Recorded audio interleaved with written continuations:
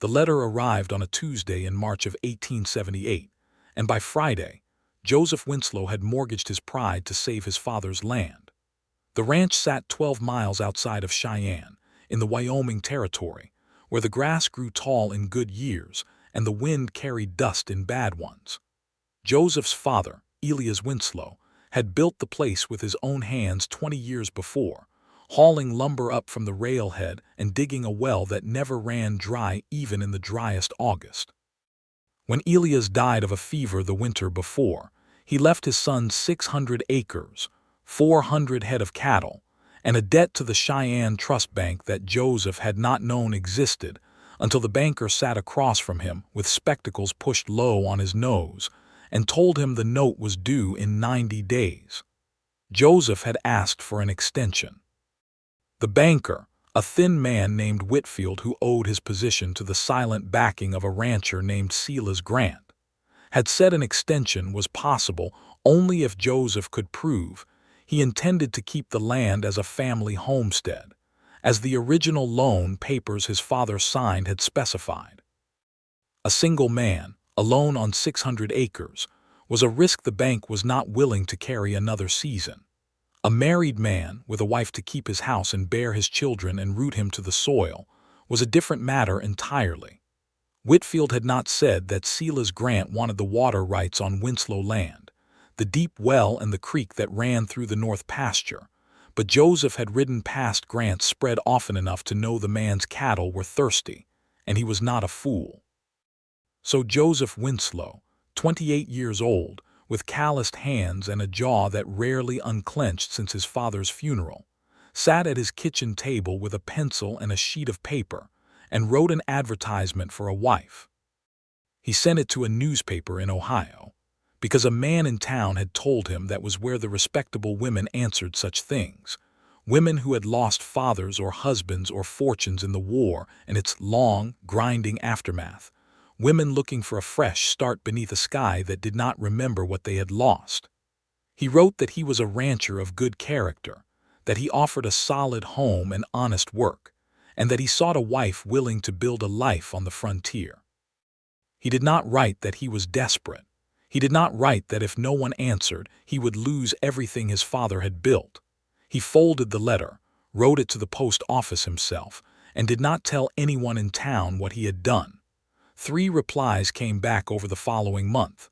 2 were from women who wanted assurances of wealth he could not give. The third was from a woman named Rebecca Dawson, and her letter was different from the start. She wrote in a clear, unhurried hand that she was 24 years old, that she had kept house and tended her ailing mother until the woman passed the previous autumn, and that she had no family remaining in Ohio worth staying for. She wrote that she was not afraid of hard work, that she could read and write and keep accounts, and that she wanted, more than anything, a place that was truly her own.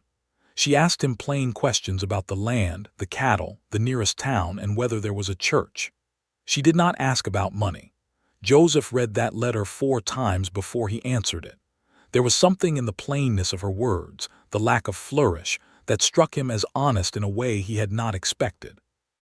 He wrote back that there was a church in Cheyenne, a Methodist one, and that the land was good if a man worked it right, and that he would send for her if she was willing to come.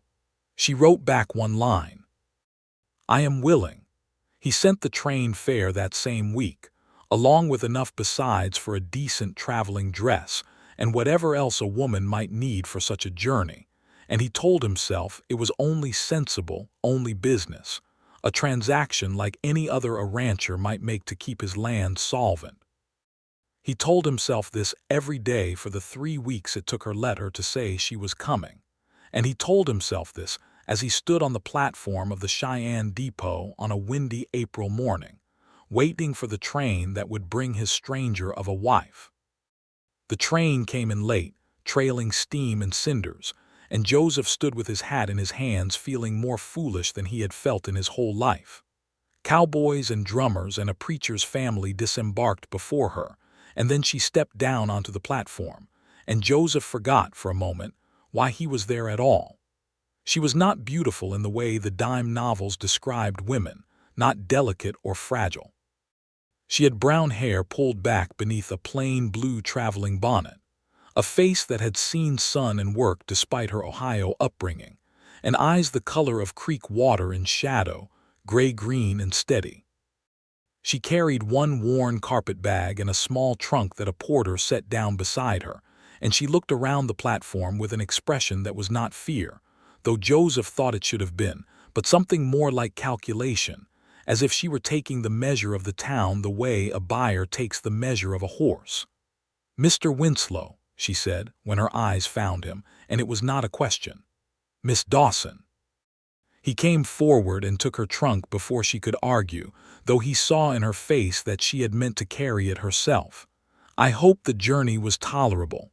"It was long," she said, "but tolerable enough." She studied him for a moment, the way he imagined she had studied the town, and he wondered what she saw. A tall man, sunburned, with his father's dark hair going a little too long because he had not thought to visit a barber in weeks. A man who had not slept well in months. "You look tired, Mr. Winslow." "I've had a hard season," he admitted, surprised into honesty by the directness of her gaze. "I expect it shows." "It shows," she agreed, and there was the faintest curve at the corner of her mouth, not quite a smile but the ghost of one. "Well, I did not come all this way to stand on a train platform discussing your sleep, Mr. Winslow. Where is the preacher?" They were married that same afternoon, in the small white Methodist church on the edge of Cheyenne, by a preacher named Reverend Caldwell, who asked no questions beyond what was required by his office. Rebecca Dawson wore the blue traveling dress she had worn off the train, having had no time nor desire, she said, to change into anything finer for a wedding that was, by her own plain reckoning, a matter of practical arrangement between two people who intended to be decent to one another. Joseph stood beside her in his one good coat and said his vows in a voice steadier than he felt, and when the preacher pronounced them man and wife, Rebecca Dawson looked up at him with those gray-green eyes and said, quietly, so only he could hear, "Well, Mr. Winslow, I suppose we are stuck with each other now." "I suppose we are, Mrs. Winslow," he said, and something in him eased just slightly at the sound of her new name in his own voice. The ride out to the ranch took 2 hours by wagon, and Rebecca spent most of it looking at the land with an attention Joseph had not expected from a woman raised in Ohio farm country. She asked about the grass, whether it was native or planted, and about the creek, and about the mountains that stood blue and distant to the west. She asked, too, about his father, and Joseph found himself telling her more than he had told anyone since the funeral, about how Elias Winslow had come west with nothing but a wagon and a rifle, and had built the ranch out of stubbornness as much as skill, about how his mother had died of the same fever that later took his father years before when Joseph was still a boy. "And you have no other family," Rebecca said. It was not quite a question. "No. There was a sister, but she died young. It has been my father and myself mostly since my mother passed." He glanced at her sideways. "You said in your letter you had no family left either." "None that matter," Rebecca said, and there was something in her tone, a closed door, that told him not to press further. He did not press. He had secrets of his own, after all, tucked away in a strongbox at the bank, and he supposed every person carried some weight they were not ready to set down for a stranger, even a stranger they had just married. The ranch house came into view as the sun was beginning to lean toward the western mountains. A sturdy 2-story structure of hewn logs and whitewashed clapboard that Elias Winslow had expanded twice over the years, with a wide porch facing the creek and outbuildings scattered behind it. The barn and the bunkhouse and the smokehouse, all weathered gray-brown against the green of the pasture. Rebecca was quiet as they drove up the lane, and Joseph watched her face for some sign of what she thought, but she gave nothing away until the wagon stopped and he helped her down. "It is a fine house," she said, looking up at it. "Bigger than I expected." "My father built big," Joseph said. "Said a man ought to build for the family he means to have, not just the one he's got." Something flickered across her face at that, gone before he could read it. "Then I suppose we had better see about filling it," she said, and walked up the porch steps ahead of him, leaving Joseph standing by the wagon with his heart beating strangely fast, wondering exactly what kind of woman he had married. The first weeks were an education for them both. Rebecca rose before dawn without being asked, and by the time Joseph came down from washing, she had coffee on the stove and was already elbow-deep in the kitchen, reorganizing the shelves his father had left in careless bachelor disorder for 2 decades. She did not ask his permission for this, simply did it, and when he raised an eyebrow at the sight of his flour and sugar in new positions, she said only, "A kitchen should make sense, Mr. Winslow. I do not know how you and your father managed for so long with the salt beside the sugar." "We managed," he said, though he privately admitted the new arrangement was better. She kept her own bedroom, the small one at the end of the upstairs hall that had once belonged to Joseph's sister, and Joseph kept his father's old room, and neither of them spoke of this arrangement, though both understood it for what it was: a marriage of convenience, contracted to satisfy a banker, not yet a marriage of the heart.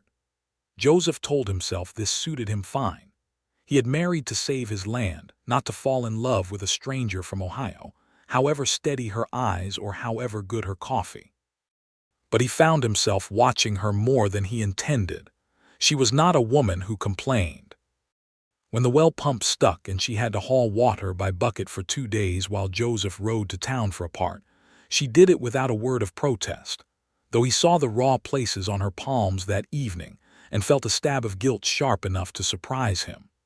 When a dust storm blew through in early May and coated every surface in the house with grit, she spent an entire day cleaning without complaint, humming some hymn under her breath as she worked. When old Pete, the ranch hand who had worked for Elias Winslow for 15 years and stayed on out of loyalty more than wages, made a gruff comment about mail-order wives being more trouble than they were worth, Rebecca had looked him dead in the eye and said, "I have buried a mother, crossed half a continent, and married a man I met 3 hours before the ceremony, Mr. Pete. I do not think trouble frightens me much anymore." Old Pete had laughed so hard he had to sit down on a hay bale, and after that he called her Ms. Rebecca with something like respect in his voice. She was, Joseph began to realize, tougher than she looked and smarter than he had bargained for. One evening, going through his father's old ledgers by lamplight at the kitchen table, muttering over a column of figures that would not balance, he felt her come to stand behind his chair. "May I look?" she asked. He handed the ledger over more out of exhaustion than expectation and was startled when, after only a few minutes of study, she pointed to an entry near the bottom of the page. "Here," she said. "Your father recorded the sale of 40 head to a buyer in Laramie, but the total does not match the count. He was either paid short or he made an error in his own favor and never noticed." Joseph stared at the entry, then at her. "How did you see that so fast?" "My mother kept books for a dry goods store in Ohio for 11 years after my father died," Rebecca said, a little defensively, as though she expected him to mock her for it. "I helped her most evenings from the time I was 13. Numbers do not lie, Mr. Winslow, even when people do." "Joseph," he said. "You may as well call me Joseph since we're married and all." She looked at him for a long moment, something unreadable in those gray-green eyes, and then said, "Joseph, then. And I suppose you had better call me Rebecca." It was a small thing, the trading of first names, but it felt to Joseph like the turning of some invisible key. After that night, the house seemed a little less like 2 strangers sharing a roof, and a little more like something else, something he did not yet have a name for. The trouble that would define that spring arrived on a Sunday afternoon in late May, when Silas Grant rode up the lane on a black gelding worth more than most men's entire outfit, dressed in a fine gray coat despite the heat, and dismounted in front of the porch as though he owned the ground he stood on. Joseph had met Grant only a handful of times before, at cattlemen's meetings in town, and had never liked the man, though he could never quite say why beyond an instinct that curdled his stomach whenever Grant's pale eyes settled on him. Grant was older than Joseph by perhaps 15 years, silver-templed and handsome in a hard, weathered way, with the kind of confidence that came from owning the largest spread in the county and having a controlling interest in the only bank for 50 miles. He had built his fortune buying up struggling homesteads at a fraction of their worth, and it was common knowledge, though never spoken of directly, that half the ranchers in the county owed him money in one form or another. "Winslow," Grant said, touching his hat brim with lazy courtesy. "Heard you'd taken a wife. Whitfield mentioned it at the bank." "News travels fast," Joseph said, standing at the top of the porch steps, not inviting the man up. "Small county." Grant's gaze slid past Joseph to where Rebecca had come out onto the porch, drying her hands on her apron, watching the exchange with the same calm assessment she had shown at the train platform. "This must be the new Mrs. Winslow." "My compliments, ma'am. Your husband is a lucky man." He said it in a tone that made the compliment feel more like an inspection. "Mr. Grant." Rebecca's voice was polite, but Joseph noticed she did not come any closer to the steps. "What brings you out this way?" "Neighborly business, mostly. And a matter of the note your husband's father held with the bank." Grant's smile did not reach his eyes. "I've a considerable interest in that note, as it happens. I would hate to see a fine piece of land like this fall into disrepair for want of proper management. I've made your husband a fair offer more than once, to buy the place outright and spare him the trouble of the mortgage altogether." "The land is not for sale," Joseph said flat. "It wasn't for sale before I married, and it isn't for sale now." "No," Grant agreed easily. "I suppose a married man has more reason than ever to hold on to his property, family, and all that." His eyes moved to Rebecca again, lingering a beat too long, and Joseph felt his hands curl into fists at his sides. "Well, I only came to pay my respects and to remind you the note is due at the end of the season, marriage or no marriage. The bank will expect full payment or renegotiated terms by the 1st of October.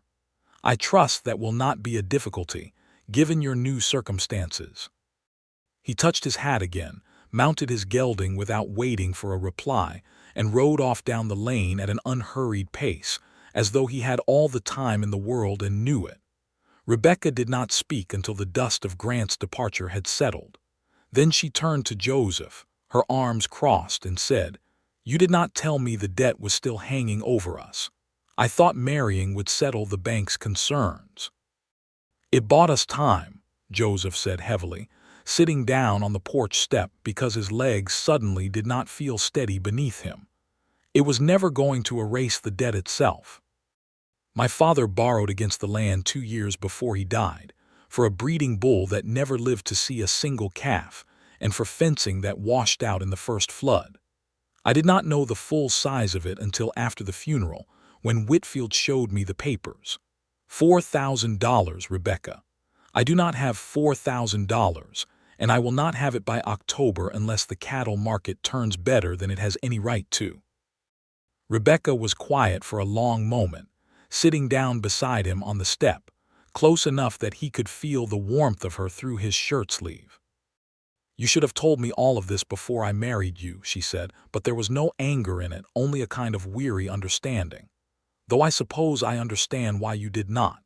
"Would you have come if I had told you?" Joseph asked, and found he genuinely did not know the answer, and found, too, that it mattered to him more than he expected. Rebecca considered the question seriously, as she seemed to consider most things. "I think I would have come anyway," she said finally. "I did not cross a continent for an easy life, Joseph. I came because Ohio held nothing for me but grief and a man I did not wish to marry, and because your letter, plain as it was, sounded like it came from someone honest. I would rather face a mortgage with an honest man than sit comfortable with a dishonest one. I have done that already, and I did not care for it." There was a story in those words, Joseph knew, a story she had not yet told him, about the man in Ohio she had not wished to marry, but he did not ask. Instead he said, "Then I suppose we had better find $4,000, and Rebecca, surprising him, laughed, a real laugh, low and warm, the first he had heard from her. "I suppose we had," she said. "Well, Joseph Winslow, it seems I have married myself a project." That summer, Joseph came to understand what kind of woman he had married. Rebecca threw herself into the ranch's troubles with the same efficient determination she brought to the kitchen.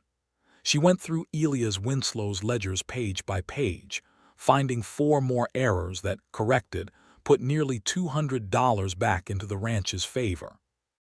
She wrote to a cousin of her mother's in Kansas City who dealt in cattle futures, asking careful questions about the state of the beef market, and came back to Joseph with the suggestion that they hold their steers an extra month before selling, since prices in Cheyenne were expected to rise once the summer drives from Texas thinned out.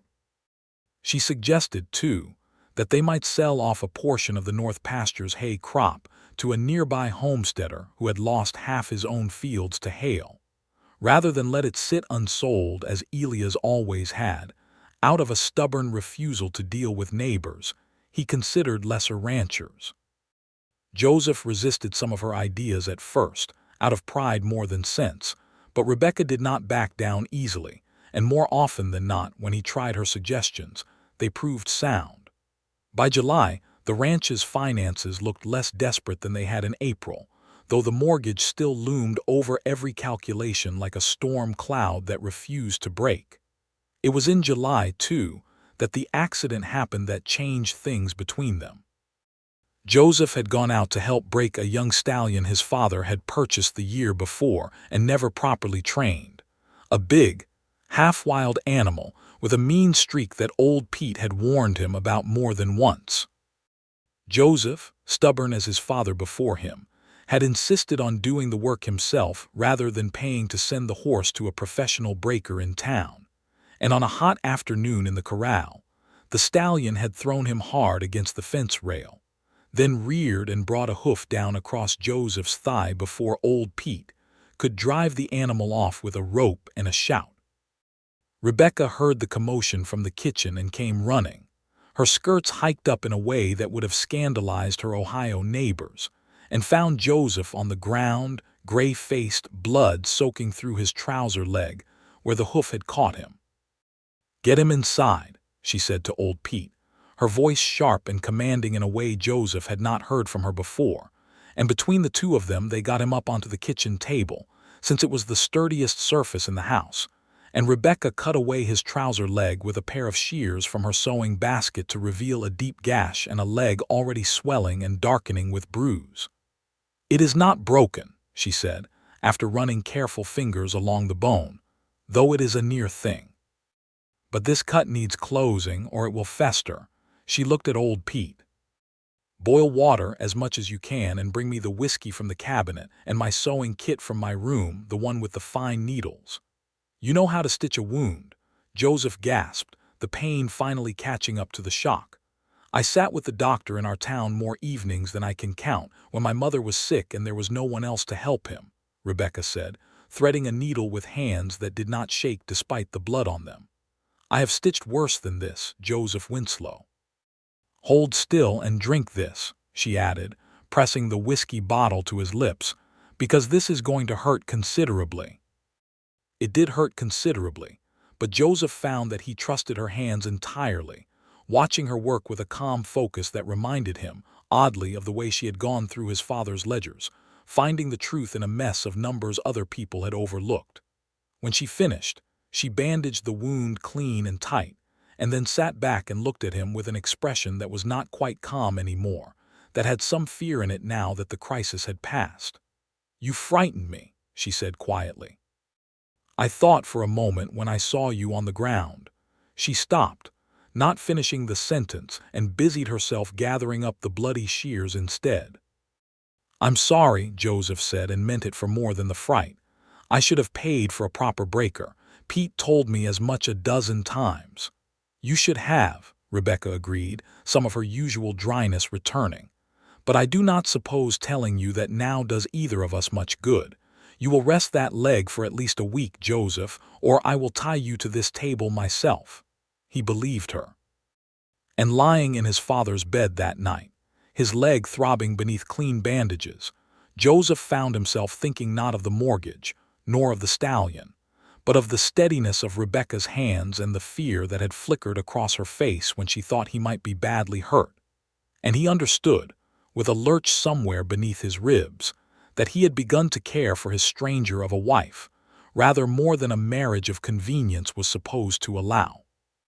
The week of forced rest brought them closer than months of ordinary living had managed. Rebecca brought his meals to him in his father's room and stayed to talk while he ate, telling him, piece by piece, about her life in Ohio, about her father who had died when she was 16, leaving her mother with debts of his own, about the long years of careful, threadbare respectability that followed, about the man her stepfather had wanted her to marry after her mother died, a widowed merchant twice her age with cold eyes and colder hands, whom Rebecca had refused despite the pressure of her whole small world telling her she was foolish to turn down security for pride. "He told me I would starve without him," Rebecca said, looking out the window rather than at Joseph as she spoke. "My stepfather. He said no other man would want a woman with no dowry and no family name worth speaking of. I suppose that is why your advertisement caught my eye when I saw it in the paper. You did not ask for a dowry, or a name, or anything but a willingness to work. It seemed the most honest offer I had ever been given." "I'm glad you answered it," Joseph said, and found, to his own surprise, that he meant it entirely, not as a matter of the mortgage or the bank's requirements, but simply because the thought of the house without her in it now seemed unbearably empty. Rebecca looked at him then, really looked, and something passed between them that had not been there before, some acknowledgement that the marriage they had entered as strangers had become something neither of them had expected. She did not say anything more, but she reached out and covered his hand with hers on the coverlet, and they sat like that for a long while, saying nothing, while the summer evening deepened outside the window. By August, Joseph's leg had healed enough to return to work, though he walked with a slight limp that old Pete assured him would fade with time. The cattle market, as Rebecca had predicted, rose through the late summer as the big Texas drives thinned, and the ranch sold its steers at a better price than Joseph had dared hope, enough to cover a full third of the mortgage in one transaction. It was not enough, not nearly enough to clear the whole debt by October, but it was progress, real and solid, and for the first time since his father's death, Joseph allowed himself to believe the ranch might survive. It was around this time that the town held its annual harvest dance, in the same church hall where Joseph and Rebecca had been married, and Rebecca, who had spent the whole summer in plain work dresses covered in flour and dust, surprised him by coming down the stairs on the evening of the dance in a green dress he had never seen before, her hair done up with a ribbon, looking so lovely that Joseph forgot, for a full 10 seconds, how to speak. "You look," he started and stopped, because none of the words that came to mind seemed adequate. "I look presentable, I hope," Rebecca said, though there was color in her cheeks that suggested she had noticed his reaction and was pleased by it. "I made this dress myself from cloth I brought from Ohio. I did not think I would have occasion to wear it out here, but Mrs. Foster mentioned there would be dancing, and I confess I have missed dancing." "You'll have occasion," Joseph said, recovering himself enough to offer her his arm. "I intend to see to that personally, Mrs. Winslow." The dance hall was warm and crowded with the whole ranching community of the county, farmers and cattlemen and their families, fiddle music sawing away in the corner, long tables of food set up along one wall. Joseph danced with Rebecca twice, clumsily, since he had never been much of a dancer even before the stallion had left him with a bad leg, and Rebecca laughed at his missteps without unkindness, guiding him through the turns with a patience that made him feel, absurdly, 17 years old again.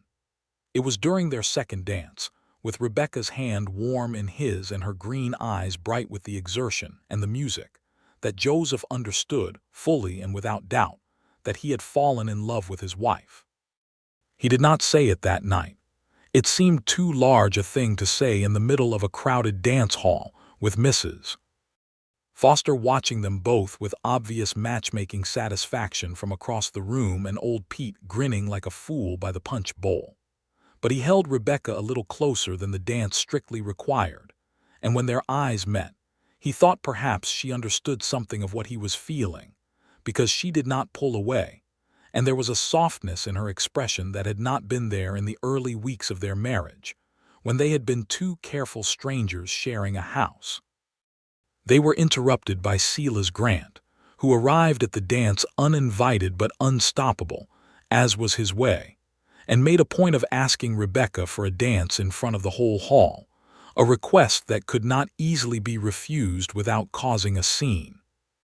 Joseph watched from across the room, jaw tight, as Grant led his wife through a waltz, his hand resting a fraction too low on her back, his head bent a fraction too close to hers as he spoke, and Joseph had to grip the edge of the punch table to keep from crossing the floor and pulling the man off her by his fine gray coat. When the dance ended, Rebecca returned to Joseph's side with her jaw set, and her eyes flashing in a way that told him the dance had not been pleasant. "What did he say to you?" Joseph asked low. "He said," Rebecca replied, equally low, "that a marriage contracted for convenience was no true marriage at all in the eyes of God or man, and that a woman of my evident intelligence should understand that such arrangements rarely survive hard times. He said he would remember me kindly should circumstances at the ranch change." She looked up at Joseph, something fierce in her expression. "He is trying to frighten us, Joseph. Or perhaps he is trying to plant a seed of doubt so that if the mortgage forces our hand, I might look elsewhere for security rather than stand beside you." "He does not know you very well," Joseph said, and Rebecca's mouth curved into something that was almost, but not quite, a smile. "No," she agreed, "he does not." But the encounter left a shadow over the rest of the evening, and Joseph found himself watching Grant across the hall, noting the way the man's pale eyes tracked Rebecca whenever she moved, and feeling a cold certainty settle in his stomach that Silas Grant intended to take the ranch by whatever means necessary, and that Rebecca herself had somehow become a piece on the board in whatever game the man was playing. September brought the first frost early, and with it, the trouble that Joseph had feared since Grant's visit in May began in earnest. It started small.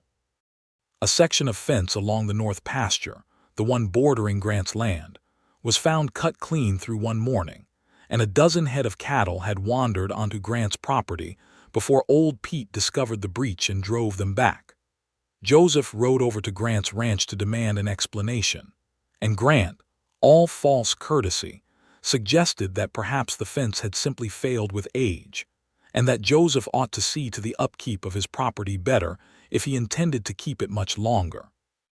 A week later, someone fouled the creek upstream of the Winslow property with what looked like lime, killing a stretch of grass along the bank and sickening two calves who drank from it before Rebecca noticed the discoloration in the water and warned the men to keep the herd away. Joseph could prove nothing, but he knew, with the same certainty a man knows a storm is coming by the color of the sky, that Grant's hand was behind it. Rebecca, for her part, did not sit idle through any of this. She rode into Cheyenne on her own one afternoon, telling Joseph only that she had errands to run, and returned some hours later with a strange, thoughtful expression on her face that she would not fully explain. "I stopped at the bank," she said finally, when Joseph pressed her over supper. "I asked Mr. Whitfield to show me the original loan papers, the ones your father signed. I told him I wished to understand our obligations fully, as your wife, and as the one who now keeps the ranch's accounts." "And did he show you?" "He was reluctant, but I insisted, and reminded him that Wyoming Territory grants women the right to hold property and to vote in our own elections, unlike most of the states back east, and that I did not think the bank would care to explain to a territorial judge why a lawfully married woman was denied access to documents concerning her own household's finances." Rebecca's mouth had a satisfied set to it that Joseph was coming to recognize as the expression she wore when she had won an argument through sheer stubborn logic. "He showed me the papers, Joseph, and there is something wrong with them." She spread the notes she had taken across the kitchen table, and Joseph leaned in to look, his pulse quickening. "Wrong how?" The original loan, the one your father signed for the breeding bull and the fencing, was for $2,000, not four, Rebecca said, tracing a finger along her careful notation. But there is a second document, dated only 3 months before your father died, that shows an additional $2,000 borrowed against the land, supposedly for the purchase of seed stock that I can find no record of anywhere in your father's ledgers. No bull, no cattle, no seed, nothing purchased with that money that I can trace. And the signature on that second note, Joseph, I have seen your father's signature 100 times now in his ledgers. It does not look quite right to me. The letters are too careful, too neat, as though someone were copying it rather than writing it naturally. Joseph stared at the notes, his heart pounding. You think someone forged my father's signature, added a second debt that never existed? I think it is possible, Rebecca said carefully. I cannot prove it, not yet, and Whitfield would certainly deny any knowledge. But I do not think it is a coincidence that the amount matches almost exactly what would be needed to push this ranch past the point where you could reasonably repay it before the deadline.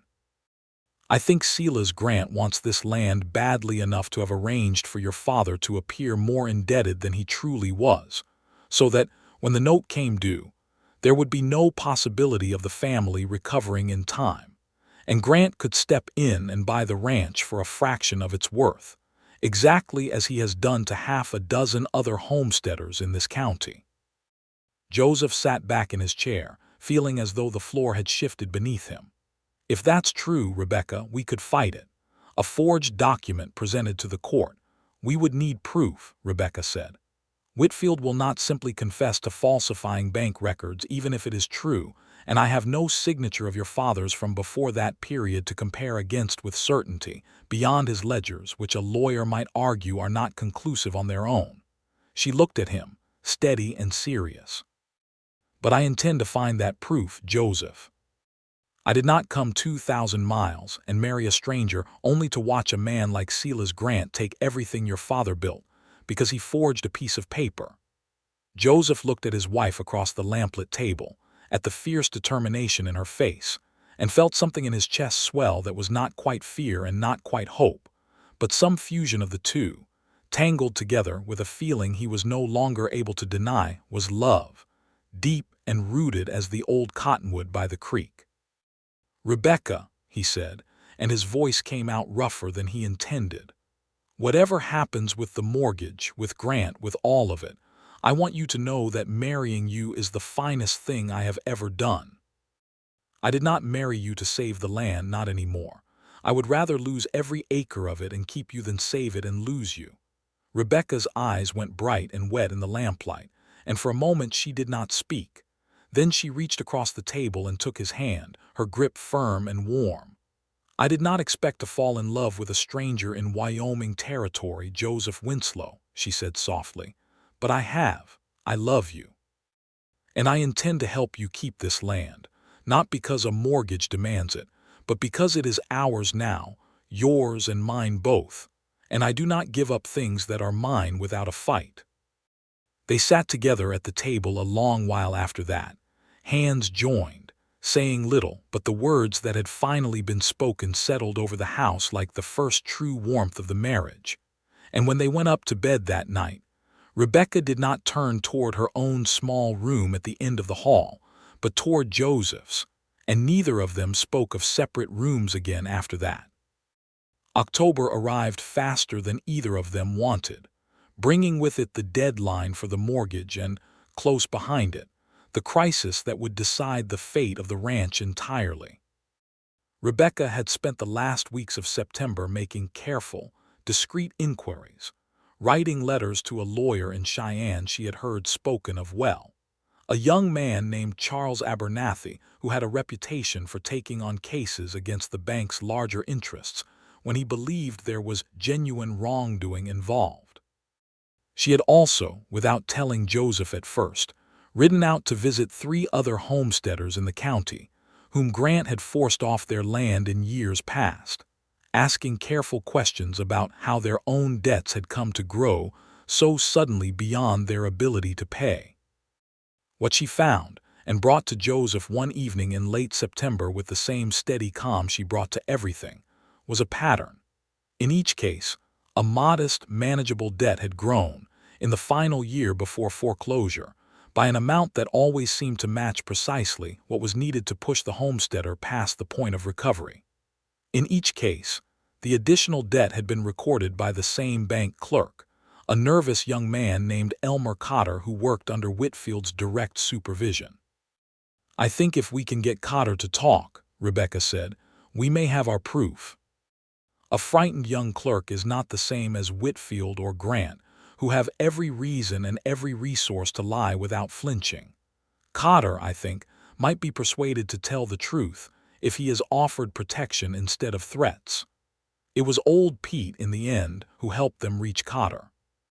Pete had known the young clerk's family for years, had in fact taught Cotter to ride a horse when the boy was small, and he arranged a quiet meeting at his own modest cabin on the edge of the ranch property, away from town and from any eyes that might report back to Grant or Whitfield.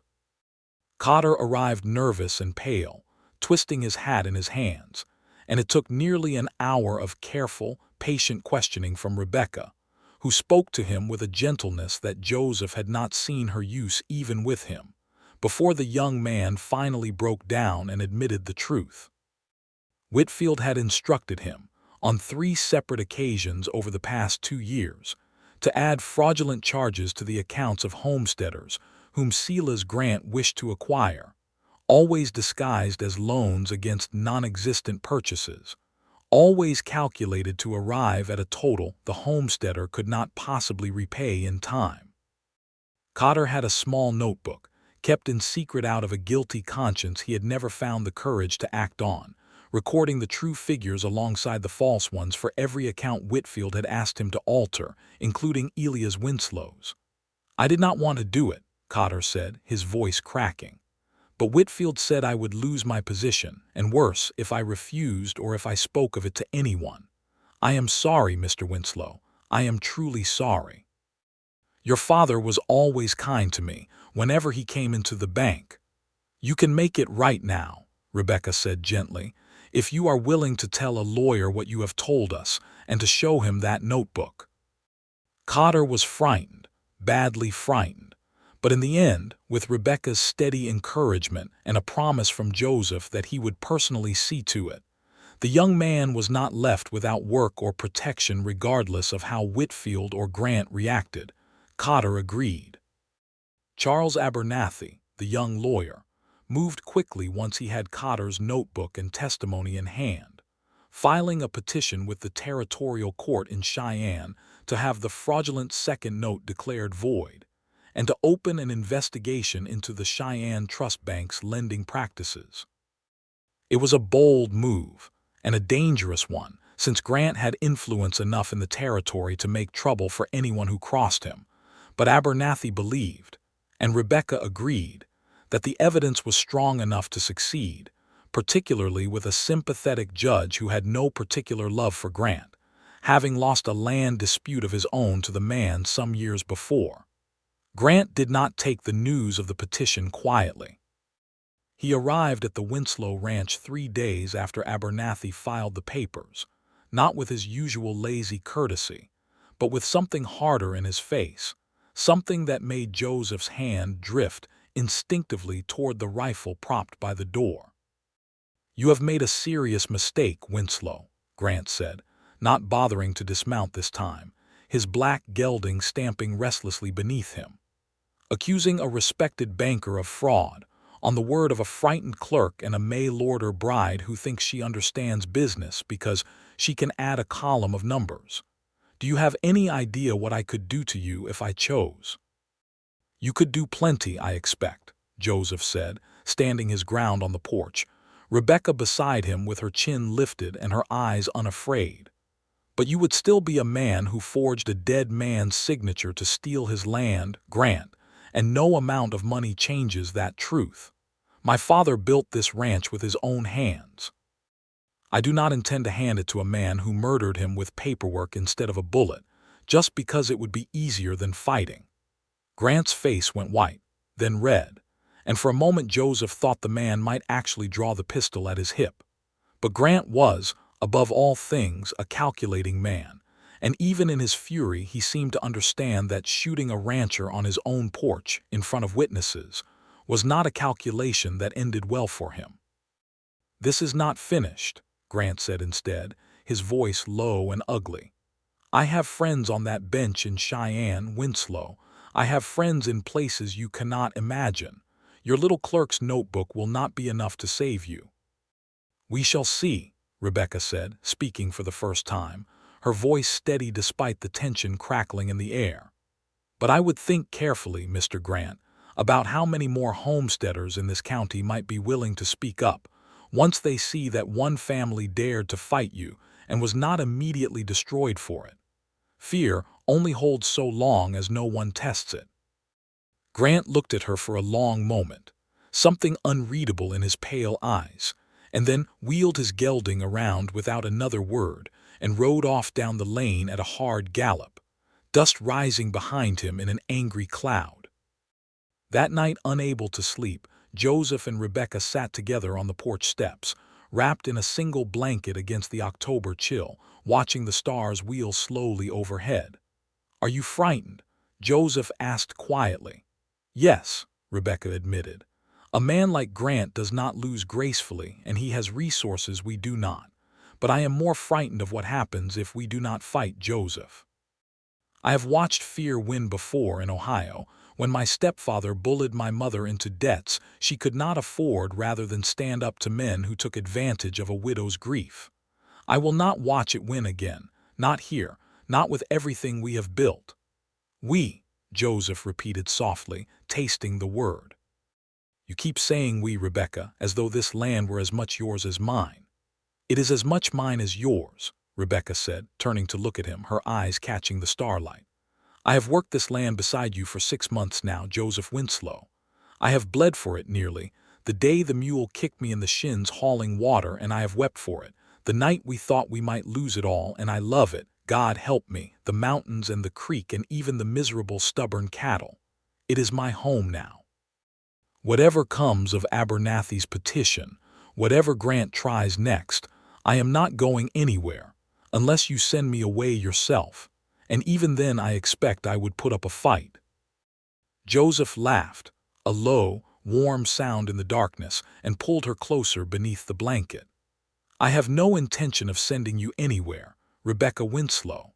I intend to keep you beside me until I am an old man with white hair, complaining about my aching back while you tell me I brought it on myself by breaking horses I had no business breaking." "That sounds like an excellent plan," Rebecca murmured, resting her head against his shoulder, and for a little while, with the mortgage and Grant and the whole uncertain future held at bay by the simple warmth of each other, they sat together beneath the wide Wyoming sky and let themselves simply be happy. The trouble, however, was not yet finished. 10 days after Grant's furious visit, with the court petition still pending and the mortgage deadline only a week away, old Pete came pounding on the ranch house door in the middle of the night, his voice hoarse with urgency. "Fire!" he shouted. "The north barn, Joseph, it's ablaze." Joseph was out of bed and pulling on his boots before he was fully awake, Rebecca already moving beside him with the same swift efficiency she brought to every crisis. Through the bedroom window, they could see the orange glow rising against the night sky, flames already licking high above the barn's roofline. "The horses," Joseph said, his heart seizing. "Rebecca, stay here." "I will not," Rebecca said, already pulling on her boots. "You will need every hand you can get, Joseph Winslow, and I am not so delicate that I cannot carry water." There was no time to argue. They ran together across the yard, joining old Pete and the 2 hired hands who slept in the bunkhouse, all of them working desperately to form a bucket line from the well to the burning barn, while inside the structure the terrified screams of trapped horses cut through the roar of the flames. Joseph, without thinking of the danger, ran into the barn through the smoke-choked door, wrapping his shirt over his mouth and nose, and began working frantically at the stall latches, driving the panicked animals toward the door and the cold night air beyond. He got 3 horses out, then 4, coughing and half-blind from the smoke, and was reaching for the latch of the 5th stall, the young stallion he had never quite managed to fully train, when a support beam overhead, weakened by the flames, cracked and began to fall. He did not see it coming, but Rebecca did. She had followed him into the barn against every instinct of self-preservation, unable to stand outside while he risked himself alone, and she saw the beam give way above him, and without pausing to think, she threw herself forward and shoved him hard to the side, sending them both tumbling clear as the beam crashed down exactly where Joseph had been standing a heartbeat before, splintering across the stall door in a shower of sparks and burning debris. Rebecca! Joseph gasped, scrambling up, dragging her with him toward the door as the fire roared louder around them, the stallion finally breaking free of its stall and bolting past them into the night. They stumbled out into the yard together, both coughing, both singed and filthy with smoke, and collapsed onto the cold ground a safe distance from the burning barn, gulping clean air into their lungs. "You could have been killed," Joseph said, once he could speak again, his hands shaking as he checked her over for injury, finding only minor scrapes and the choking effects of the smoke. "Rebecca, that beam, if you had not, then it is fortunate I did," Rebecca said, though her voice trembled with the aftermath of terror, and she gripped his hand so tightly it hurt. "I could not stand outside and watch you go into a burning barn alone, Joseph. I could not. I love you too much for that." They lost the barn that night, and 2 horses that could not be reached in time, but every human soul on the ranch survived, and the rest of the herd and horses were saved through the desperate, coordinated work of everyone present. In the gray light of dawn, standing amid the smoking ruins with soot on his face, and his wife's hand still gripped tight in his own, Joseph found the burned wreckage of the barn a small price against the fear he had felt at nearly losing her. The fire, investigated the following day by the county sheriff, a steady, unhurried man named Tom Hardy who had known Elias Winslow for years and had no particular love for Silas Grant, showed clear signs of having been deliberately set, with the remains of a kerosene-soaked rag found near where the fire seemed to have started, far from the lantern that had normally hung in the barn's entrance. "I cannot prove Grant's hand behind this," Sheriff Hardy said grimly, standing with Joseph and Rebecca amid the ruins, not without a witness willing to testify against him, and any man in his employ would be too frightened to speak. "But I do not believe in coincidence, Joseph, not with the timing of it, not with everything else that has happened this year. I intend to keep a closer watch on Grant's men from here forward, and I would advise you to do the same." It was this fire, however, that ultimately proved to be Silas Grant's undoing, though not in the way anyone expected. 2 days after the blaze, a young ranch hand named Danny Ochoa, who worked for Grant but had grown increasingly uneasy over the months following orders he found morally troubling, came quietly to Sheriff Hardy's office and confessed that he had been ordered by Grant's foreman to set the fire, using kerosene taken from Grant's own supply shed, as retaliation for the lawsuit, and as a final effort to force the Winslows to abandon the mortgage fight before the court could rule. Danny, sickened by the near deaths he had nearly caused and unwilling to carry the weight of that guilt any longer, was willing to testify formally, provided he was granted protection from Grant's retaliation. With Danny's confession added to Elmer Cotter's testimony and the notebook of falsified accounts, and with Charles Abernathy pressing the case with the vigor of a young lawyer eager to make his name against a corrupt establishment, the territorial judge in Cheyenne moved swiftly.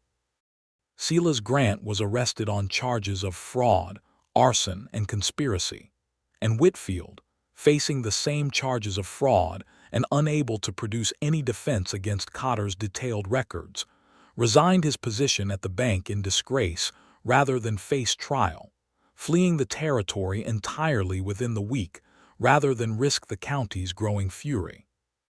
The fraudulent second note against the Winslow Ranch was declared void by the court, reducing the debt back to its original, manageable $2,000, an amount that, with the improved cattle prices of that autumn and the careful economies Rebecca had implemented throughout the year, the ranch was able to pay in full before the October deadline, with several $100s to spare.